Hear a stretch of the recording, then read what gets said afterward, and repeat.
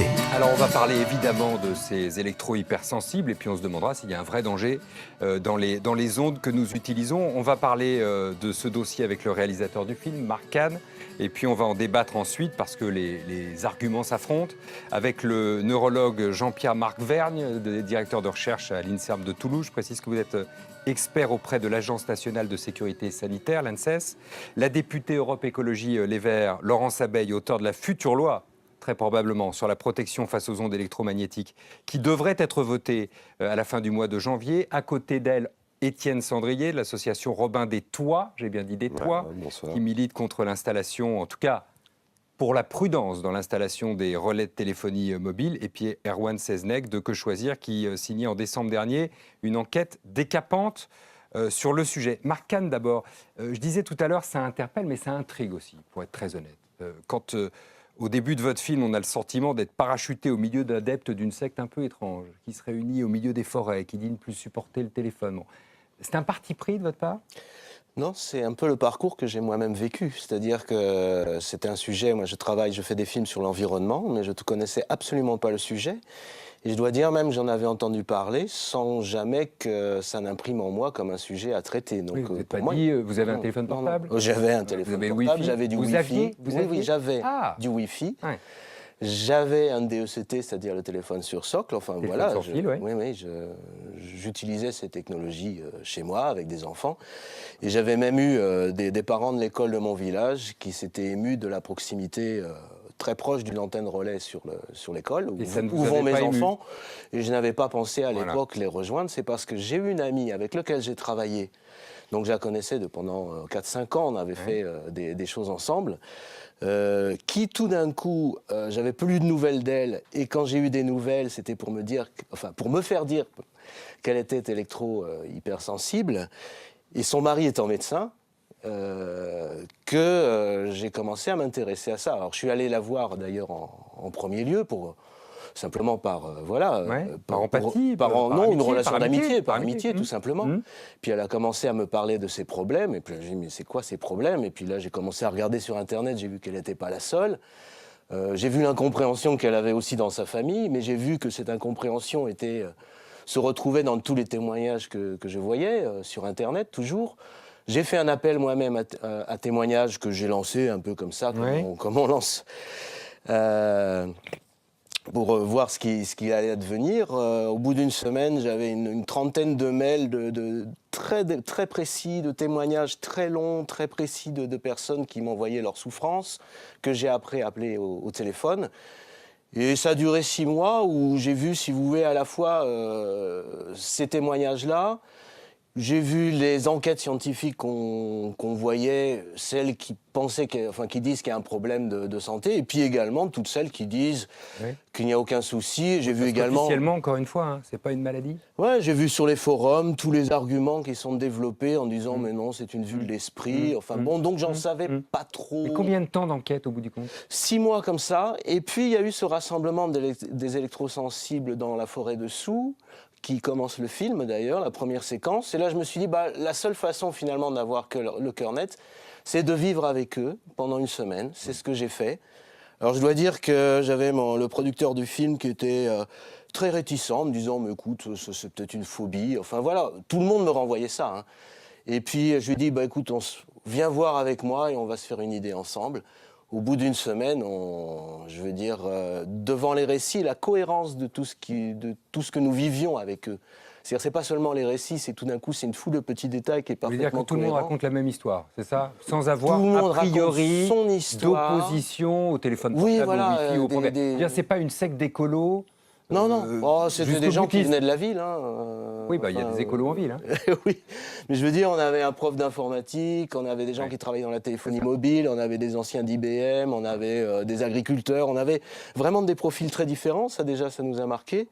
Et puis, tous avec des récits de vie. J'arrête parce que cette image, elle est frappante. Quand vous croisez des gens comme ça en ville, ce sont généralement des électrosensibles, c'est-à-dire des gens qui se protègent des ondes. C'est un peu le signe. Mais vous voyez la femme là, qui est peut-être derrière nous, là, qui se tord de douleur, elle venait par exemple témoigner à Montpellier sur ce sujet-là, cette fille, donc elle venait apporter son témoignage. C'est une fille qui est devenue électro-hypersensible. Elle était à la faculté de Toulouse et elle faisait des études. Et puis, il y a une antenne relais qui était bâtie en face de sa chambre. Et en un an, elle n'a pas pu suivre la deuxième année parce que la deuxième année, elle a eu tous les symptômes qui arrivaient sans jamais qu'elle remarque cette antenne. Et à un moment, elle a remarqué cette antenne. Et pourquoi je n'arrive plus à apprendre? Pourquoi j'ai mal à la tête? Pourquoi je suis fatiguée? Enfin, elle ne pouvait plus suivre ses études. Et là, elle venait pour témoigner. Il y avait du Wi-Fi dans cette faculté. Elle n'a pas pu rentrer. Moi, je l'ai suivie avec ma caméra parce qu'au départ, j'étais... Bon, voilà, quelqu'un qui... Quelles caméras sont équipées, il faut le savoir, notamment pour la prise de son, deux systèmes de Wi-Fi. Hein. Non, mais moi, je ne l'ai pas. J'imagine bien. Je ne l'avais pas. Parce que vous avez un peu basculé quand même. Non. Maintenant, vous avez un parti pris très clair. 2011, je n'avais pas... Enfin, une caméra émet des ondes d'une autre façon. Ouais. Oui. Ouais. Mais disons que j'ai suivi cette fille et je l'ai vue rentrer dans cette salle, ne plus savoir où entrer, puis sortir et se tordre de douleur parce qu'elle était rentrée dans ce lieu où il y avait du Wi-Fi. Donc vous dites... Au moment où elle est sortie, il y avait une centaine d'étudiants qui sortaient avec leur portable, qui rallumaient tout. Vous dites, ils ne chiquent pas, c'est-à-dire ils ne racontent pas d'histoire. En règle... Enfin, oui, absolument. Ouais. Et 2, vous avez, la certitude que c'est lié aux ondes des téléphones portables, du Wi-Fi, des téléphones sans fil qu'on a à la maison, etc. Tout dans les récits. Et le film est construit comme ça. Oui, c'était très logique. Hein. C'est une démonstration. Ouais, tout dans le récit laisse penser, pour moi, la preuve scientifique, c'était eux d'abord. Je me suis dit, mais pourquoi ne pas les croire avant de les avoir écoutés? C'est un peu... Eh ben, c'est ce qu'on a fait, effectivement. C'est ce qu'on va continuer à faire d'ailleurs, parce qu'on va les réécouter. Ça bourdonne. Et ça bourdonne avec un appareil, vous l'avez peut-être vu dans le film tout à l'heure, à la main. C'est le visage de Bernard quand il traverse un village où tout d'un coup, il y a un émetteur. Et puis on l'entend aussi dans la bouche de Marine qui ne supporte même plus que la caméra, votre caméra, s'approche d'elle. Écoutez. C'est le château d'eau du village qui est plus haut là-haut. Et là, on se rend compte qu'un château d'eau qui a 2,5 km, 3 km, ici, il rayonne de trop pour que je puisse rester. Et les villages, tels que ce village-là, quand je le traverse, à la sortie, je me sens plus fatigué. Douleur intense comme une brûlure au laser, très précisément dans une partie du cerveau, la plupart du temps la partie frontale ou du côté où se trouve la source des émissions. La douleur serait de 8 sur 10 sur une échelle. Rupture de l'enchaînement normal des pensées, perte de la mémoire de fixation. Par exemple, si je gare ma voiture, je ne sais plus la retrouver. Brûlure qui démange, visible au niveau du décolleté, 4 sur 10. Confusion, impossibilité de me concentrer, difficulté à m'exprimer clairement, perte de certains mots. Jean-Pierre Marc-Vergne, vous avez été longtemps neurologue, vous êtes aujourd'hui directeur de recherche à l'INSERM, je le disais. Après avoir vu ce film, vous dites toujours il n'y a pas de lien avéré? C'est ça la position scientifique officielle? C'est la position scientifique officielle. C'est la position de l'ANSES, qui est l'agence auprès de laquelle vous êtes expert. Oui, actuellement, pas tout à fait quand même. Enfin, là, je ne peux malheureusement pas m'exprimer clairement parce que nous préparons un rapport sur le sujet qui va sortir, je pense, à la fin du printemps ou si nous n'arrivons pas à tenir les délais, nous le sortirons début septembre. Donc nous sommes en train de voir très attentivement toute la littérature. Nous avons auditionné, nous sommes en cours d'audition des associations, de médecins qui reçoivent ces patients dans leur service. Et bien sûr, nous faisons la revue de la littérature. Donc nous avons une synthèse à faire entre tout cela. Donc vous êtes en train de bouger sur vos positions, c'est ça que vous êtes en train de me dire? Bouger la position sur nos officielle positions. de l'ANSES, je la redis, en l'état actuel des connaissances, aucune preuve scientifique d'une relation de causalité entre l'exposition, accrochez-vous un peu, entre l'exposition aux radiofréquences et l'hypersensibilité électromagnétique n'a pu être apportée. Autrement dit, ils sont peut-être malades, mais pas de ça. Ça, c'était la conclusion du rapport de 2009 sur l'hypersensibilité électromagnétique. Depuis, il y a eu une soixantaine de publications. L'ANSES a actuellement une attitude d'ouverture sur cette question. Voilà. Comment expliquer aujourd'hui, pour ceux qui disent que ça n'est pas lié, comment explique-t-il, par exemple, les maux de tête, les symptômes que décrivait Marine? Alors, il y a actuellement plusieurs hypothèses. Et là, c'est au neurologue que je parle. Oui. Il y a actuellement plusieurs hypothèses qui ont été avancées. Même dans le film, à certains moments, on voit le professeur Lerus, le professeur Belpomme, etc., qui évoquent certaines hypothèses. Pour l'instant, à notre connaissance, alors je dois dire que j'ai appris dans ce film que M. Leruz avait fait un rapport sur les radars il y a déjà On va en parler tout à l'heure, quelques années, et que je ne connaissais pas. Je ne le connaissais pas, pourtant j'ai rencontré plusieurs fois le professeur Leruz. On n'avait jamais abordé cette question. Comment explique-t-on alors les maux de tête, par exemple Autrement dit, est-ce que ce sont des migraineux qui se sont trouvés une cause à leur migraine?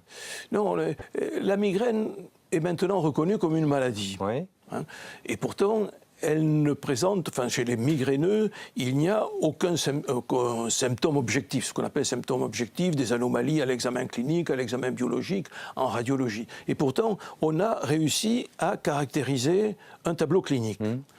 Pour l'instant, ce qui nous manque beaucoup actuellement pour avancer dans cette question, c'est, j'allais dire, un questionnaire qui puisse distinguer ces personnes, si c'est possible, par exemple, des personnes qui sont sensibles aux odeurs chimiques. On en a parlé dans le film.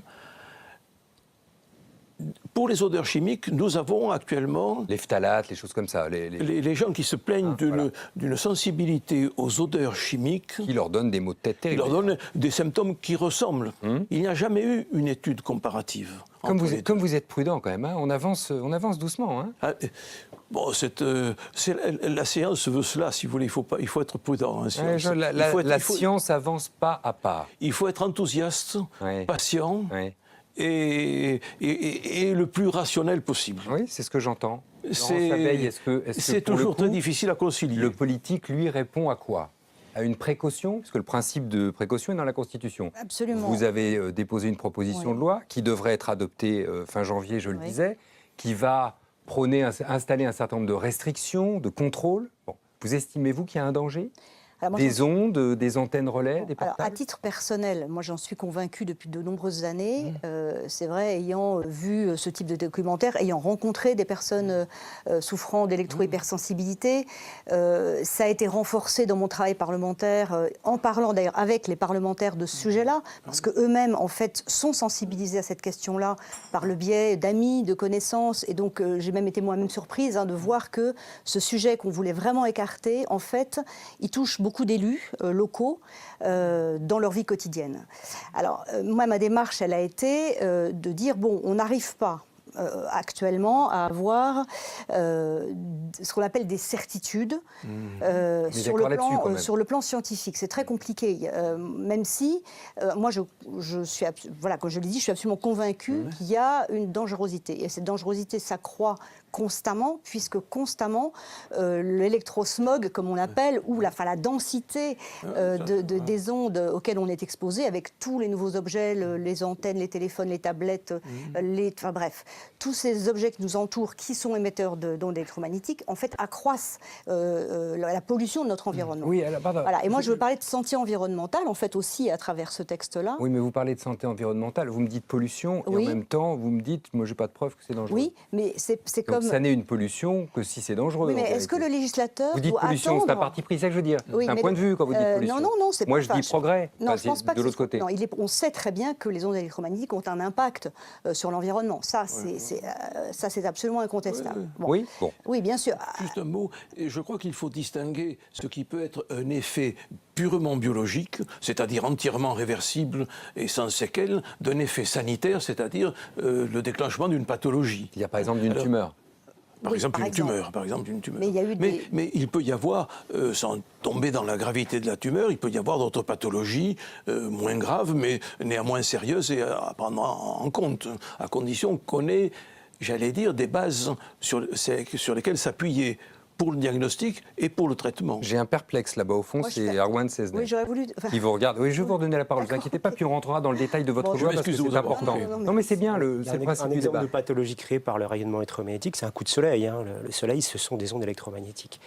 Aux États-Unis, il y a un concours qui existe depuis de nombreuses années, qui s'appelle le $1 million Paranormal Contest. La première personne qui arrivera à détecter des ondes de téléphone portable ou de Wi-Fi, sans les voir, à l'aveugle, gagnera $1 million. Ça fait 10 ans que le concours existe. Personne ne s'est présenté. Il y a 4 milliards de lignes de téléphone portable en service en France. Il y a 66 millions, 44 milliards dans le monde, 66 millions en France. On a quelques centaines de personnes qui se disent électrosensibles. Le noyau vraiment très souffrant. Les disent 2000, mais c'est pas, on ne va pas avoir de bataille de chiffres. Le noyau vraiment très souffrant, c'est quelques dizaines de personnes. J'en ai rencontré un certain nombre. Certaines, manifestement, psychosomatisent excessivement. J'en ai rencontré une qui, par exemple, se sentait très très mal parce qu'elle avait dû utiliser un GPS de voiture qui n'émet rien, qui capte un signal venu du ciel. Voilà où on en est aujourd'hui. À Que Choisir, on n'a pas changé de position depuis 2008. La dangerosité n'est pas avérée. On est d'accord, à Que Choisir, vous défendez les consommateurs. Oui, et donc nous, s'il y a, le danger qu'on voit s'il y a un émerger. risque, s'il y a un danger, vous devez de le dire. Exactement, mais le danger n'est plus là où on l'attendait. C'est ça qui a changé depuis 2008. C'est qu'aujourd'hui, l'application du principe de précaution, que nous approuvons en Oui, général, que vous défendez même généralement. est devenue délétère, parce qu'elle inquiète excessivement un certain nombre de personnes qui ont des maux de tête, qui ont des migraines, qui ont des douleurs articulaires, qui ne trouvent pas de réponse auprès de la médecine officielle. Et leur dire que c'est les ondes revient à les détourner jusqu'à mettre leur vie en danger de cette médecine officielle. Dans le cadre de mon enquête, j'ai rencontré une dame qui a une cinquantaine d'années, qui mesure 1,60 m, qui pèse 29 kg et qui s'apprête à passer l'hiver dans une caravane sans chauffage électrique, parce qu'une association l'a persuadée que le courant qui passe dans les fils, que nous avons tous chez nous, génère des champs électriques dangereux pour sa santé. Voilà où on en est aujourd'hui. Donc nous, on dit maintenant, il faut faire attention au principe de précaution parce qu'il peut être dangereux. Il faut faire avec Moi, je suis précaution le extrêmement principe choquée de par ce que précaution. Oui. Non, je suis extrêmement choquée par ce que j'entends et je dois dire qu'une association de consommateurs, finalement, puisse revenir sur des dispositifs concernant la transparence, l'information, la concertation. On ne l'a pas fait à la légère. Me choque énormément. Vraiment, je comprends que ça vous choque, mais on ne l'a pas fait à la légère. Et j'ai été extrêmement surprise parce que ce que demandent les consommateurs, c'est bien la transparence, l'information, Nous n'avons pas des eu moyens de un concertation. courrier sur l'électrosensibilité Et donc, en 10 ans. Nous avons reçu des dizaines de milliers de courriers, écoutez, pas un seul. Oui, Nous avons 120 000 sachez adhérents, que beaucoup d'élus 800 000 locaux lecteurs. sont concernés parce que beaucoup de gens s'inquiètent. Un et aussi, EHS par circonscription, ça fait 777 en France. EHS, c'est un électro électrosensible. hypersensible. Mais moi, j'ai voulu légiférer dans un esprit de principe de précaution parce qu'on a dans notre histoire un certain nombre de drames sanitaires. Alors, je ne souhaite pas du tout, et je ne suis... Peut-être que nous n'avons pas de drame sanitaire en vue.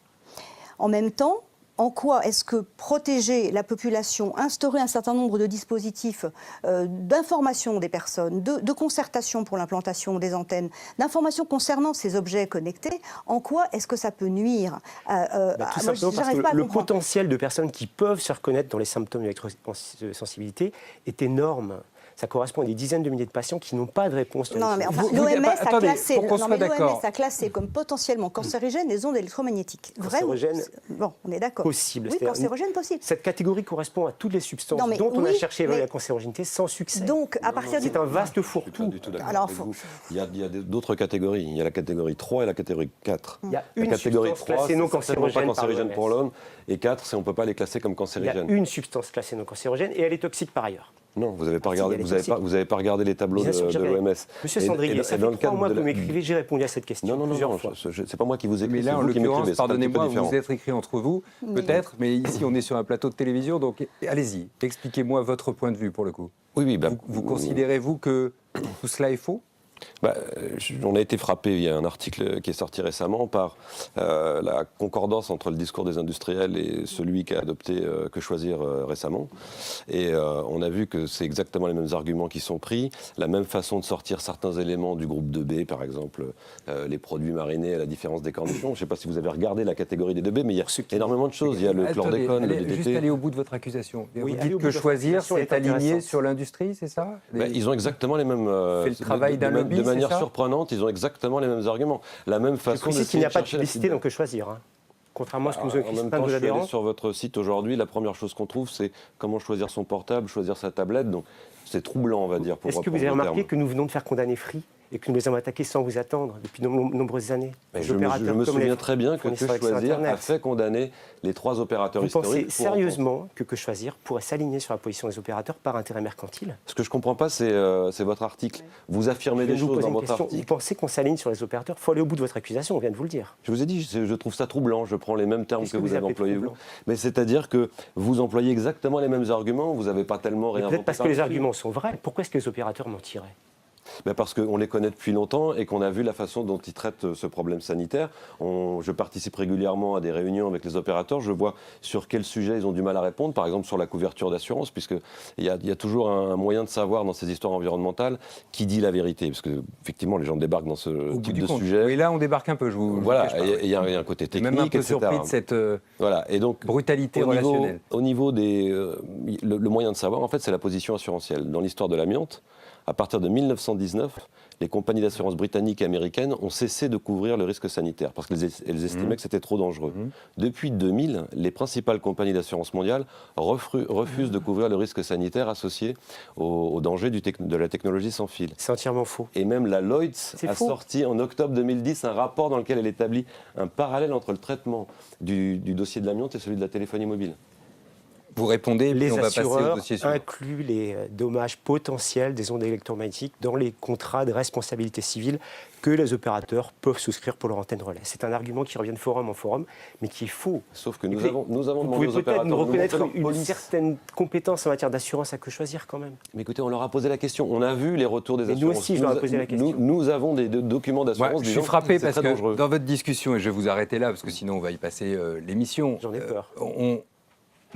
Au bout du compte, il y a des téléspectateurs qui se disent « Ok, mais je dois croire quoi ?» Alors par exemple, il y a un élément dans le film, c'est ce chercheur, on l'évoquait tout à l'heure, chercheur indépendant, qui affirme que les portables ont repris les fréquences abandonnées par l'armée après que les radars aient été jugés dangereux.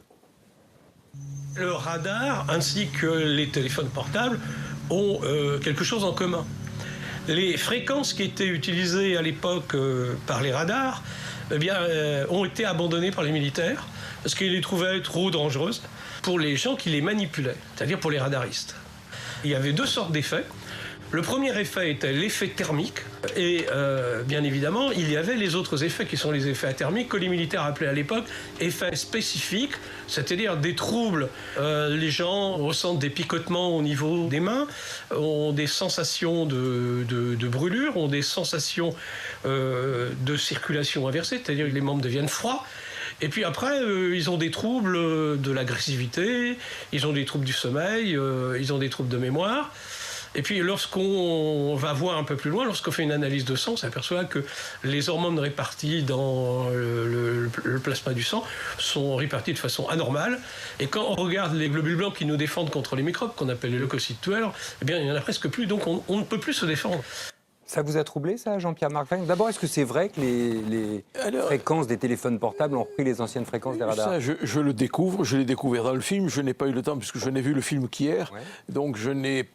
Mais je vais le vérifier. Je vais le vérifier. Bon, ce qu'on utilise actuellement dans les radars sont des fréquences nettement plus élevées, autour de 4 GHz, 4,5 GHz, alors que même la 4G actuellement ne monte pas aussi haut, si vous voulez. Donc, ce sur quoi on dispose le plus d'éléments, c'est sur la deuxième génération, qui a été la plus répandue, qui est à 900 MHz, donc qui est nettement plus basse. Alors, est-ce qu'il y a eu des radars? Plus c'est bas, plus c'est fort? C'est une question de fréquence. Ouais. La fréquence, justement pour les radiofréquences en général, ont une pénétration dans le corps qui dépend de la longueur d'onde ou de l'inverse de la fréquence. Et donc, j'allais dire, le 900 MHz pénètre plus profondément que le 1800 ou le 2000. Voilà. Dans le rapport de 2009, on avait fait un tout petit chapitre sur les radars, mais on n'avait pas connaissance de ce travail de l'Eurus. Donc, je crois qu'il faut qu'on le lise, qu'on voit attentivement, qu'on voit avec les radaristes comment les choses ont évolué. Mais il n'est pas impossible qu'effectivement des choses aient été décrites. J'entends que vous n'êtes toujours pas convaincu de la dangerosité du téléphone portable. Alors, et de ces ondes. Là, c'est un autre problème. J'allais dire, le problème de l'hypersensibilité électromagnétique est une chose, et puis les problèmes pathologiques en sont une autre. Jusqu'à présent, le grand débat, et il est loin d'être résolu, porte sur le risque de tumeur cérébrale. Donc il y a tout un ensemble de pathologies sur lesquelles donc, il y a des travaux, notamment d'une équipe suédoise, et récemment d'une étude française qui soulève les problèmes d'un risque chez les gros utilisateurs au-delà de 10 ans. Et en sens inverse, il y a une grande étude internationale qu'on appelle Interphone, qui a eu des résultats mitigés et qui a été très difficile à publier. Dieu sait si on a sollicité les gens pour qu'ils publient, hein, mais ils n'étaient pas d'accord entre eux. Mais je vois bien, Oui, et je le vois sur ce plateau ce soir, et c'est tout à fait frappant. C'est-à-dire on pose une question et en vérité, la réponse est « c'est compliqué ». C'est compliqué. Voilà ce que j'entends, c'est compliqué. Et quand on entend des scientifiques « c'est compliqué, on ne sait pas répondre clairement », vous, le politique, vous répondez bah, « on va faire une loi au cas où ». On agit. Alors, votre loi prévoit quoi, par exemple ? Alors, la loi s'appelle sobriété, information, concertation en matière d'exposition aux ondes électromagnétiques. Donc, en fait, c'est un peu un résumé, finalement, de l'objectif de la loi. Sachant que voilà, la loi, c'est d'abord la sobriété dans l'exposition aux ondes électromagnétiques. Ça fait partie maintenant, enfin ça fera partie, ça a été voté déjà 2 fois à l'Assemblée et au Sénat et ça revient donc à l'Assemblée nationale. Et donc ça fera partie des objectifs du Code des postes et télécommunications d'appliquer cette sobriété à l'exposition. Ça veut dire quoi, C'est une façon de parler de principe de précaution. Simplement, comme on ne peut pas parler de principe de précaution pour des tas de raisons, pour moi, un peu compliquées, je n'arrive pas bien. Et ça voudrait dire qu'on est un peu ça veut dire on alcoolique modère. des ondes. Sobriété, c'est on modère. Ça veut dire sobriété, on fait aussi bas que possible. Et c'est l'idée, en fait, d'instaurer... d'instaurer... par exemple, des émissions... Le plus bas possible. Des expositions. Voilà, oui. Il faudrait exposer le moins possible, tout en ayant une couverture, c'est-à-dire une possibilité d'utiliser le téléphone portable.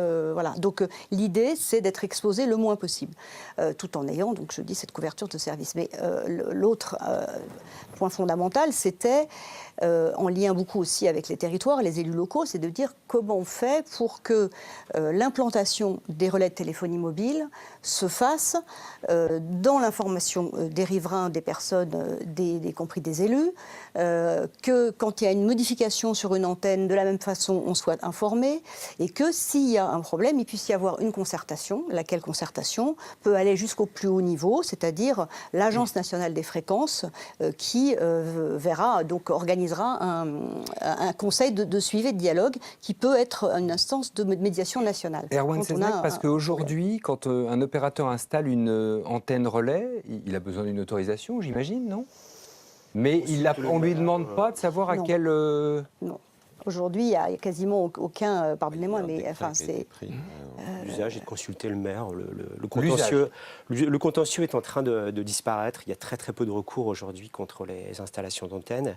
Et en général, les opérateurs gagnent 99,9%. Il faut juste d'un mot préciser. Si on fait du droit, c'est parce qu'on a coupé la possibilité aux citoyens de solliciter le juge judiciaire en matière d'implantation d'antennes relais. Donc c'est systématiquement chez le juge administratif qui est naturellement plus favorable aux opérateurs en général et aux institutions globalement. Pourquoi est-ce que la justice administrative serait favorable aux opérateurs? Grand Dieu! Mais c'est comme ça. Il se trouve qu'on avait gagné... Après que choisir, la justice est vendue maintenant. Mais non, pas du tout. C'est pas que ça. C'est pas que choisir. Vous sautez un peu vite aux conclusions quand même. Oui.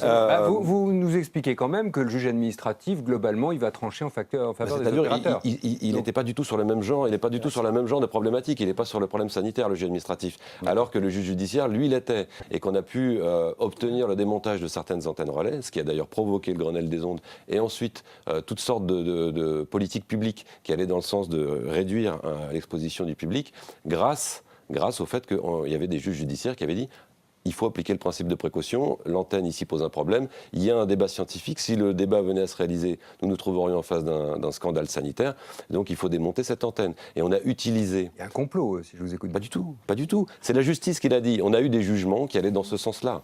Et puis tout d'un coup, le tribunal de cassation s'est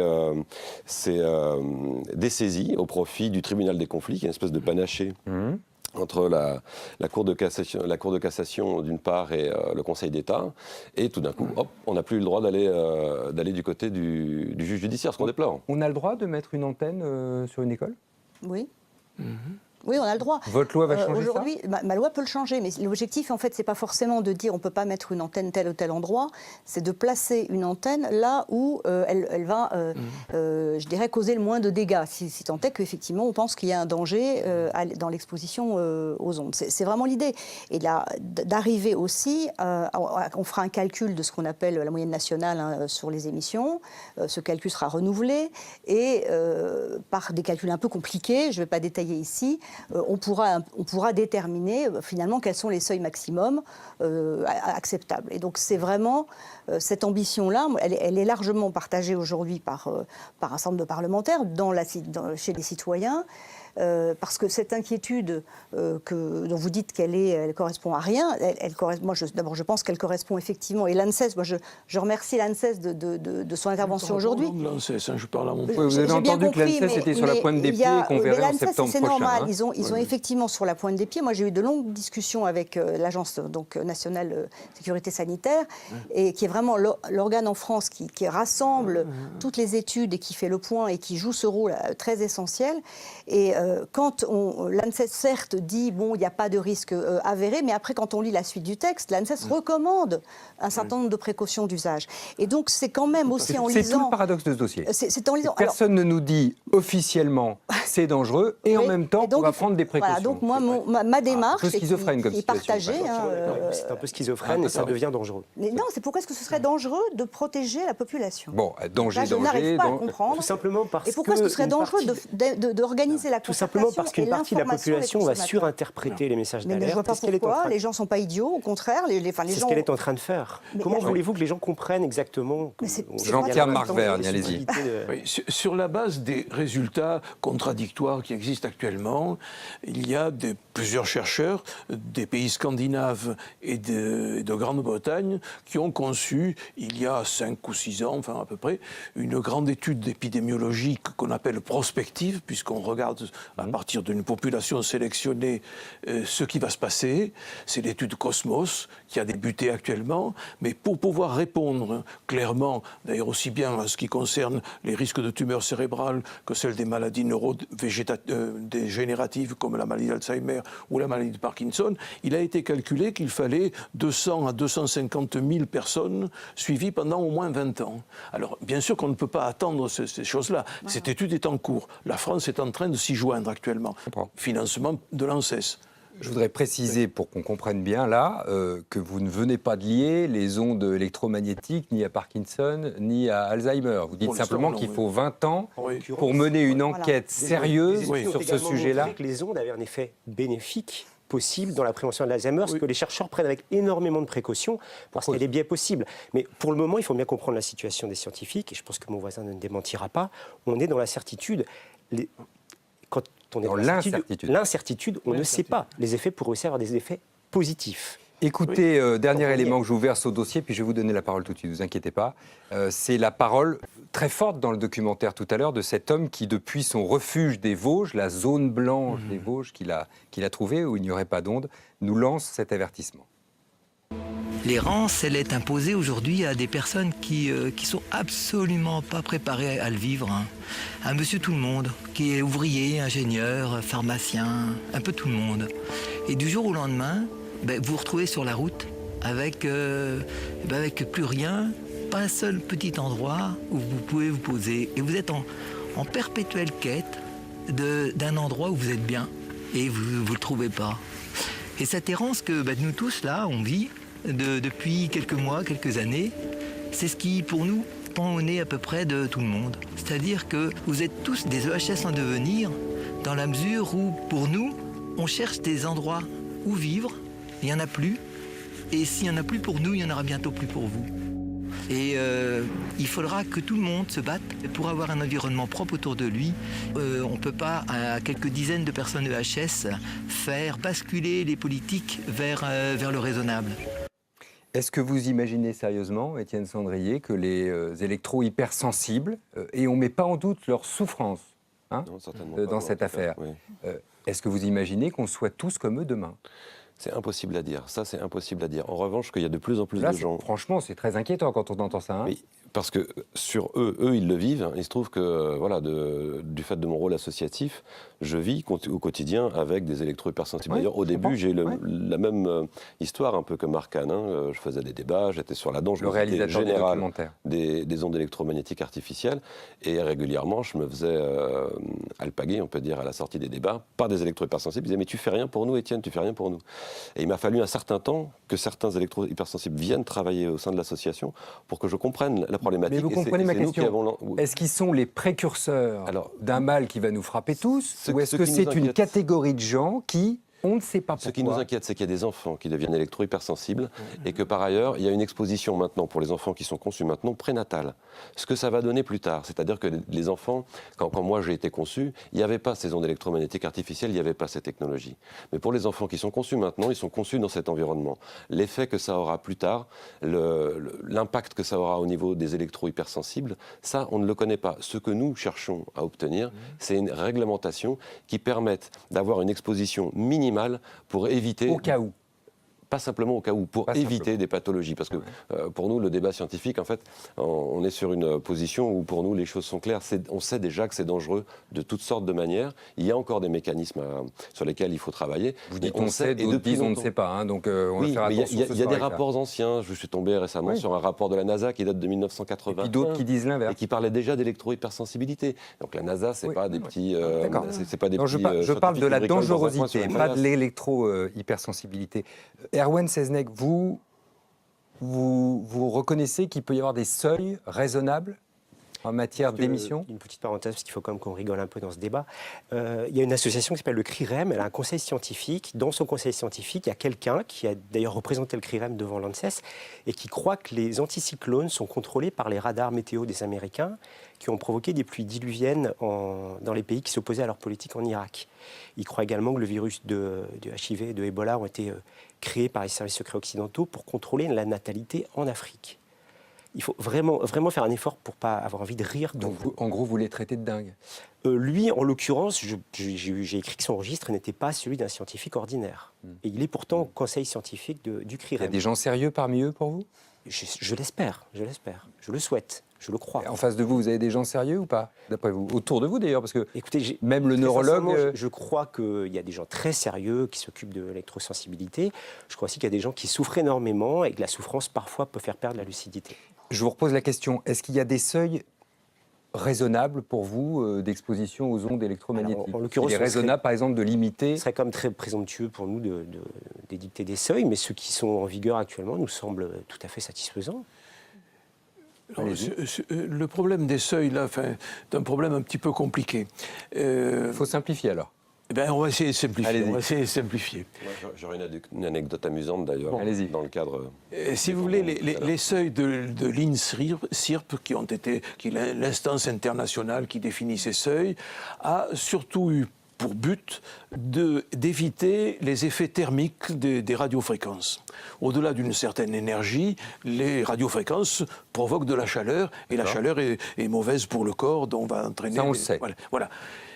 Mais le problème qui est en discussion actuellement, on est au-dessous de ces seuils. On est au-dessous de ces seuils de l'INSEE. Et donc, c'est de se dire, il y a peut-être des effets non thermiques. Et cela, c'est très difficile à caractériser. Il faut trouver, et actuellement on a des projets de recherche là-dessus, il faut trouver des paramètres qui aient une relation possible avec à la fois la biologie et la pathologie. Donc, et pour l'instant, on est dans la recherche de ces deux. C'est ce que j'ai compris. Ces histoires de seuil, il y a quand même quelque chose d'un peu amusant tout de même, et qui est de la simple logique. Là, il n'y a pas besoin d'être calé en sciences pour comprendre. On a des seuils qui commencent, je ne vais pas faire trop de technique, à 41 volts par mètre, qui nous protègent en clair contre la cuisson, ce qu'on appelait les effets thermiques. Il y a un effet thermique dû au micro-ondes, on est protégé contre la cuisson. Pour autant, l'Agence nationale des fréquences, qui est un peu le gendarme de l'utilisation de ces fréquences, considère qu'à 6 volts par mètre, donc largement en dessous, on est dans une exposition atypique. Donc moi je pose une question de bon sens. Si 41 volts par mètre et plus l'infini nous protègent et sont vraiment protecteurs de la santé, pourquoi est-ce qu'à 6 volts par mètre, on serait dans une exposition atypique? Est-ce que vous connaissez un seul domaine de la législation française où il y a une façon atypique de respecter la légalité? On voit bien qu'il y a un souci, il y a un problème. C'est-à-dire que la plupart des enregistrements, actuellement, tournent autour de 1 volt par mètre. Et par endroit, il y a des même plus que 6, même il y a 10. C'est considéré comme un point chaud, donc un point atypique. Alors, on s'interroge sur ces choses-là. Qu'est-ce qu'il est fait? Donc il y a des équipes, notamment en Suisse, qui ont modélisé toute la ville de Bâle pour voir comment se créer ces points du fait des réflexions des ondes. Enfin, c'est un sujet, j'allais dire, qui est difficile, mais Pour ce qui est de l'ANSES, là je peux parler parce que c'est sur la base des 2 rapports qui ont été déjà écrit 2009 et 2013.